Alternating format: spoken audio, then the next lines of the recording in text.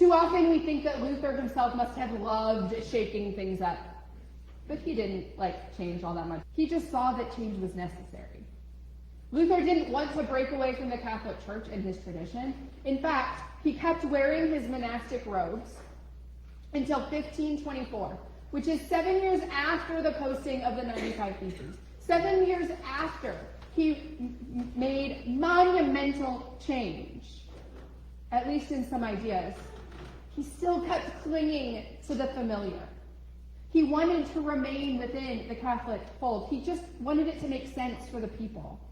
He wanted the church to work for them in their circumstances. He wanted to preach a grace that comforted people in their sin. He wanted to offer confession and forgiveness that healed broken relationships, that consoled their souls rather than terrified them by how many ways they had sinned.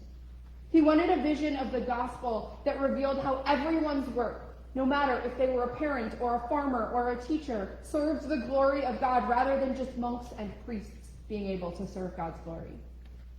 In short, Luther was working to maintain his relationship with God and to help others remain in relationship with God. He was preaching against indulgences. He was writing 95 ways that paying for forgiveness created broken relationships with God, particularly for those who couldn't afford to pay. That was Luther's way of building relationships and nurturing connection to God. And the change of the Reformation wasn't the case of changing once and never changing again.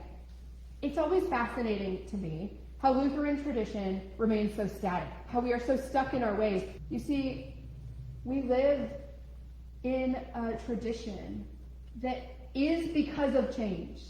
It is built on a foundation of change being necessary. Luther worked for change. And in order to honor Luther's efforts, we also must embrace change.